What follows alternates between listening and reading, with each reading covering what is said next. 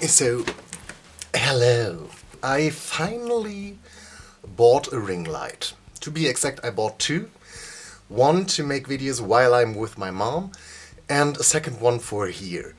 Because this camera is my newer ones, which films in HD, I think, and my older ones is now here,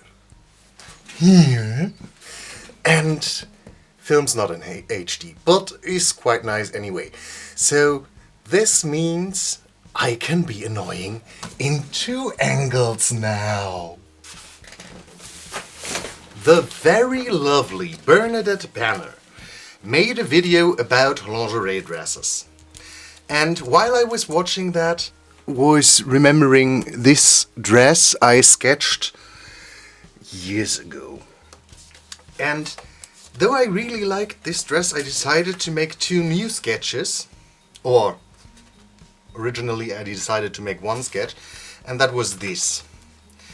And I wasn't as happy with it because I tried to get the look that Bernadette gets with her design sketches, and so I made another. And this is a little bit more what I was hoping to achieve with copying Bernadette's style. And then I had to go to my mom and made the dress. And I decided to go with a superhero girl body. And yeah, that is the footage that you will see at the moment. So I will guide you through this. So after figuring out the pattern all by myself, I traced the pieces onto fabric and cut them out. Mainly for the skirt at the moment, because the dress had so many pieces that I didn't want to confuse them. Then I threaded my needle for gathering the weird ruffly part in the middle. And then it was the first lace time, baby! Of course, I saw a lot of the so-called lingerie dresses in my life, just in books and pictures and everywhere, but I never really knew how they were called until I saw the video that Bernadette made on them. And yeah, I really like the style with all the lace inserts, and my original sketch asked for more inserted lace than just put on lace. But though this was already quite finicky enough to get the insert lace in the parts I finally inserted it, I decided to just sew it on when it came to the sleeve bits. First, I really thought I wanted to make it as inserted lace, but no, just plain no, because in this scale,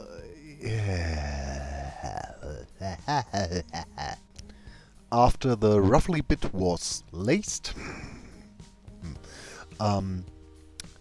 I sew the different parts of the skirt together. First the bottom ones, then the upper part ones, and attached them to the ruffled part. And again, because of the scale, the ruffles are a bit stiffer than it would be in a normal human size, so the dress is falling a little bit different than I intended it to fall, to drape, but I was quite fine with it in the end. For the bottom, there was obviously some more lace required. So I took another one and just yeah, took a strip of it and gathered it again and then pinned it to the bottom hem of the dress. Oh my gosh, talking is again so difficult. Oh, and I want to apologize for the bad quality of this video part because I only took the old camera with me when I went to my mom, so we had to deal with a quite grainy texture of the video. Next time I hope I will think to take the new one with me. After the main skirt part was done, I took the third lace I had laying around and used it for the front middle part section thing. And for this I just pinned it on and sewed it by hand with a couple of stitches because there will be not that much distress on the seam, so it don't have to be machine stitched, and yeah, stitching this with machine would have been quite tricky, so I decided to hand stitch this. Normally I'm not a big fan of hand stitching because it takes so much longer, but yeah, for this dress I hand stitched some parts, especially the sleeves and the front part for the skirt. Then I made a lining for the skirt, which made it even stiffer, but though there was these inserted lace parts, I had to cover up all the nudity. After that, I made the waistband thing and again inserted some lace into it. Then it was time for the whole sleeve and body part, and most of the footage I just didn't put in because you couldn't really see what I was doing, so you have to deal with what you get. And that is only what you see now. I'm so sorry. Or maybe not. I'm not quite sure. After the sleeves and the bodice were finished, I attached the sleeves to the bodice. Surprise! And closed the side seams. And then I took my threaded needle again and inserted a gathering thread into the sleeve, put everything on the doll, gathered the sleeves, tied it up with a double knot, and then I stitched the waistband thing onto the top and the skirt, and the dress was finished.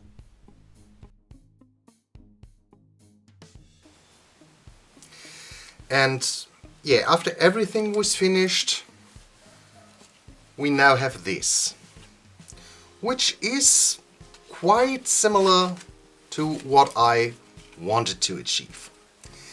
So now we already have the dress. Now we have to go with the hat. And while I was cleaning, I found this. This is real human hair I had from making wigs. I should have learned how to make wigs, but we skipped that in the in my time while becoming a hairdresser. My plan now is to replace everything on her and replace her hair with this, and maybe later color it with some hair dye. I haven't decided on this yet because why not leave her blonde? We will see.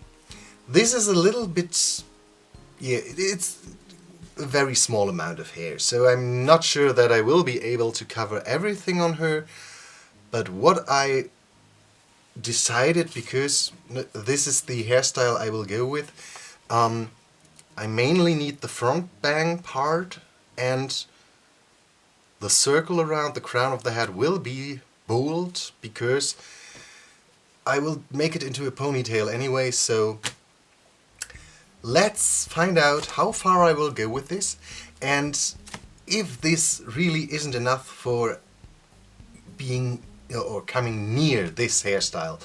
We will see each other again as soon as this is becoming this. So just to mention it, the experience with using human hair on a doll was quite nice because it looks good, but it doesn't behave well. When you boil wash synthetic hair, it lays flat. After washing the human hair and trying to get it to lay down, it wasn't very willing to. So it has a bit more bounce than synthetic hair. But it looks great, I think. When the hair burrito was on, I decided that I wanted to try two things. First, not using MSC in front of it, in front of the first pastels, because Delightful did it in her last video and I thought, why not? And secondly, I came across this theory that different regions of the face have different undercolors, like the forehead is more yellowish, the eye sockets and the chin is more bluish, and the whole T-zone, which is part of the eyes and the nose, is more reddish. So I played with that a bit and applied these colors first. I skipped the purple bluish color at the cheeks or at the chin because it would look like a 5 o'clock shadow, and that wasn't the look I was going for. Then I sketched out the eyes and went just darker and darker with the details, and I already noticed that I quite like the effect of the different undertones. I just used skin color and mixed some very light versions of the colors into it. My first attempt went completely wrong, which was made on another doll. I will show you that someday when I am finally convinced to finish that doll. But now with the more lighter versions of the colors, it was quite nice, and I think she looks a bit more lifelike because of that. Not to say that any of my dolls looks lifelike, but I don't like too much realism in the dolls, I have to say. I looked up a lot of repaints lately, and some of them are very, very lifelike and done insanely great, what I wouldn't be able to do. But I still prefer the little bit more cartoonish style. Let's just call it semi-realism. I think that is the right word for it.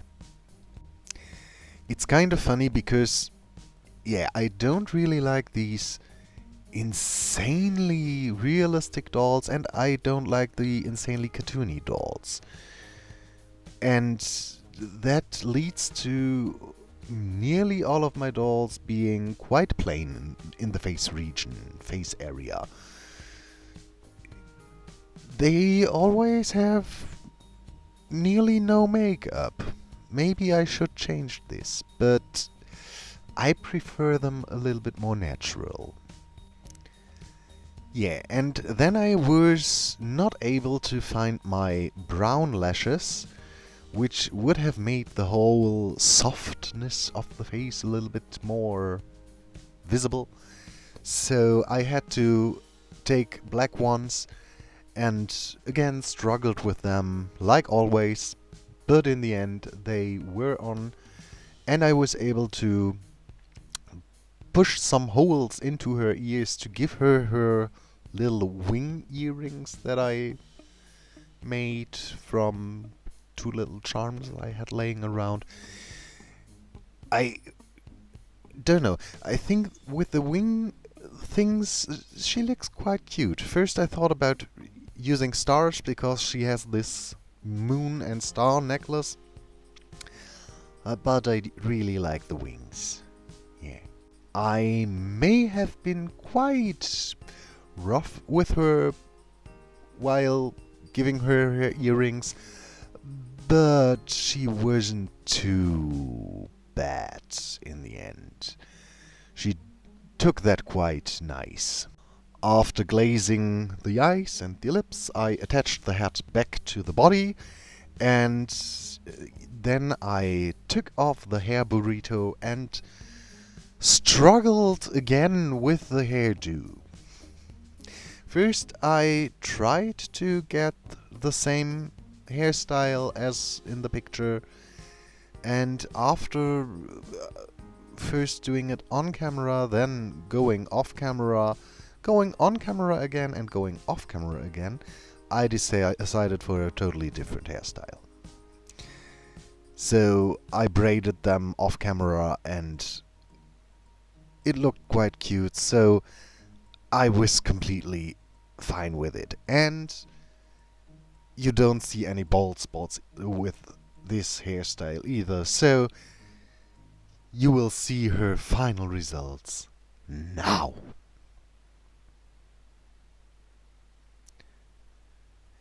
And of course, after I got this sewing machine thing, I had to set her up next to it. I hope you enjoyed this video, and yeah, if you liked it, leave a comment, like, subscribe, do whatever you want, and we will see us next time. Bye.